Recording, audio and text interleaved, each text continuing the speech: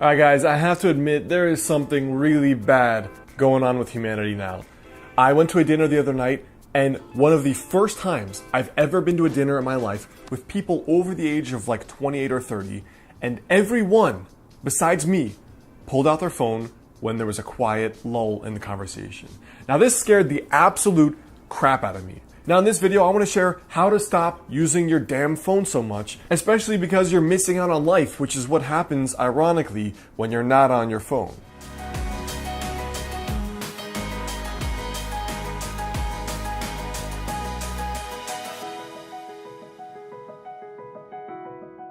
Hey guys, Alex Hine here, author of the book Master the Day. So I'll tell you what, the first date I went on with a girl that I dated for 5 years from 25 to 30, she pulled out her phone during like a very brief conversational pause after ordering food.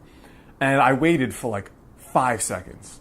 And I don't know if she was on Instagram or texting her friend back, but I pulled the phone out of her hand. First date, keep in mind. And I said, do me a favor, don't ever do that again. And she gave me this really like, okay, psycho look. And the funny thing though is, number one, it worked out. We ended up dating for 5 years.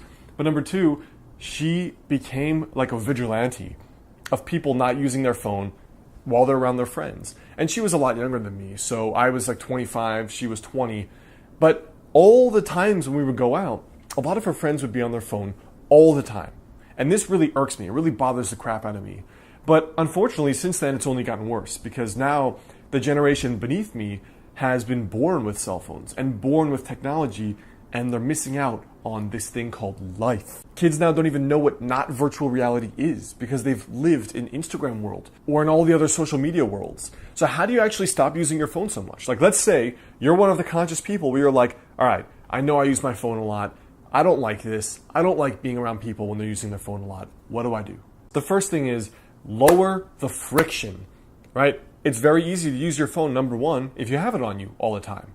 So what I would start doing is, where I wanted to get off my phone more, is I would dedicate times of the day or days of the week where I would just not bring it with me.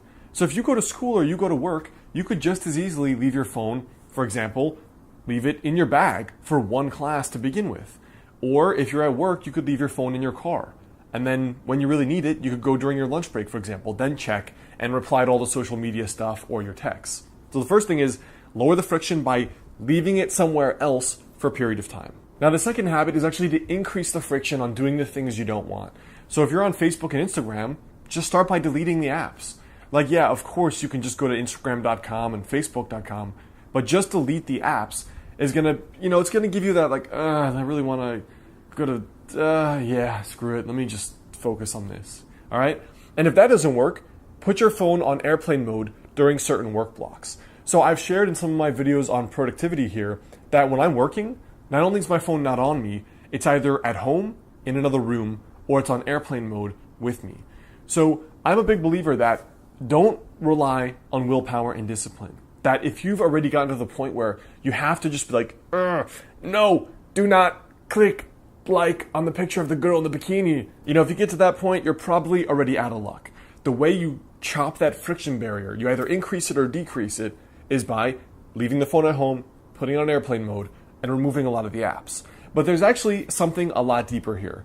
And this goes back to my whole go sage mode thing and trying to be more conscious about the way you live your life. And that is living a life that actually excites you. I know, it sounds crazy. But if you live a life that actually excites you, guess what? When you go to dinner with interesting people and you have interesting things to talk about, you're not gonna wanna pull out your phone. If you're on a date with a pretty girl or a pretty guy and you're really interested, like, what are the chances you're really going to pull out your phone? Or if you're going to a really cool meeting for people that want to climb Mount Everest, like, are you really going to pull out your phone when they're like, don't do these 3 things or you will die on Mount Everest? Probably not. So the irony is that when you live a life that actually inspires you and actually excites you, you're going to be fully engaged and you're going to be fully present.